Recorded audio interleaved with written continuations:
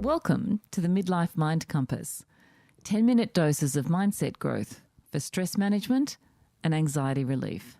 Whata? And g'day listeners, I'm Michael. And I'm Janet. And today we're exploring an often overlooked yet essential topic, the importance of carving out me time. In this episode, you will learn why me time is a non-negotiable for recharging your mental, emotional and physical energy. Secondly, you'll learn practical strategies to create space for yourself, even in the busiest schedules. And thirdly, we'll give you some examples to motivate you to prioritise yourself without guilt. So let's dive in. Let's start with the case for me time. Life can often feel like an endless list of responsibilities.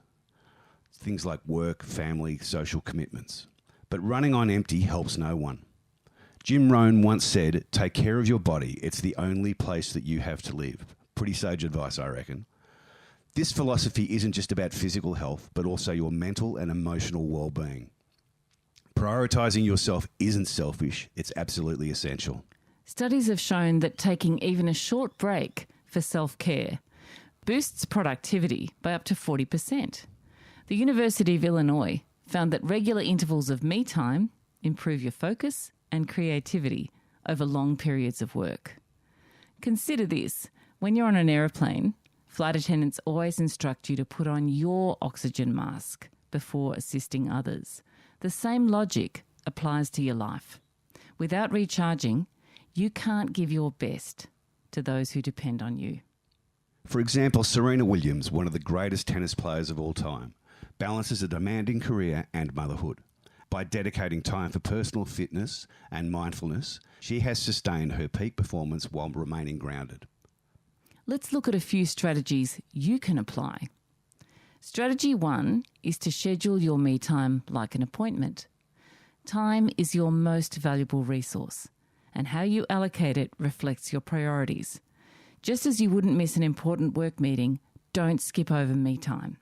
Harvard research highlights that people who schedule personal time into their routines report a 25% higher satisfaction levels in both their personal and professional lives.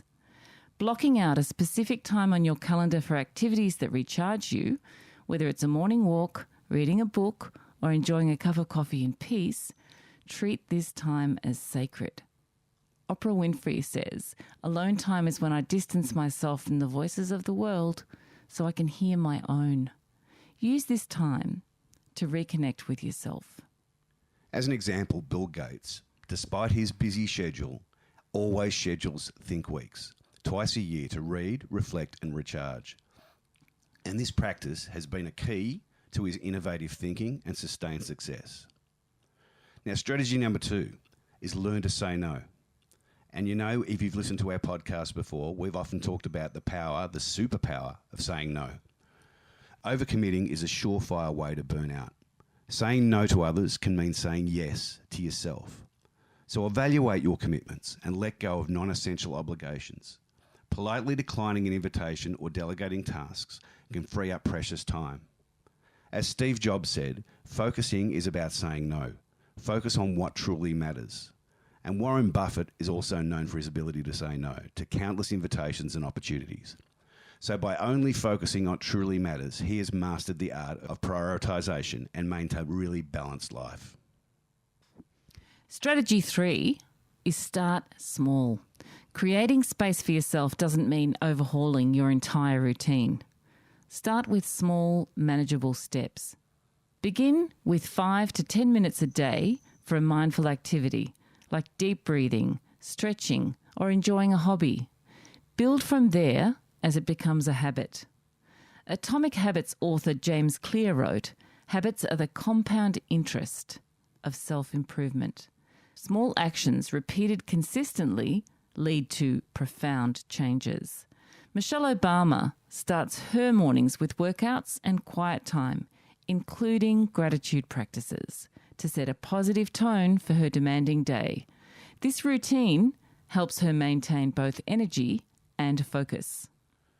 A major key is actually to overcome guilt, because many people struggle with guilt when prioritising themselves, feeling that they're neglecting others. But remember, self-care enables you to show up fully for the people you love. And as Audre Lorde wisely said, caring for myself is not self-indulgence, it's self-preservation. And Brené Brown also reminds us in her work on vulnerability that setting boundaries and prioritising ourselves creates healthier relationships. She said, daring to set boundaries is about having the courage to love ourselves, even when we risk disappointing others. So reframe your thought. Instead of thinking, I'm taking time away from my family, think, I'm setting an example for my family on the importance of self-care. It all begins with the first step. 1, me time is vital for your well-being. 2, scheduling, boundary setting, and starting small are practical ways to create that very important space for yourself. And 3, overcoming guilt is essential to maintaining this habit. As you go about your week, I encourage you to identify one small action you can take to prioritise yourself, remembering that self-care isn't a luxury, it's a necessity. Thanks for joining today's episode of the Midlife Mind Compass. It's been great to have you on board. And remember to subscribe if you haven't already done so for more mindset shifting episodes to help you thrive. If you found value in today's episode, share it with a friend or loved one. Stay tuned for the next episode as we explore and unlock more tools for personal and professional growth. Until next time, take care of yourself. You're worth it. Love and blessings. See ya.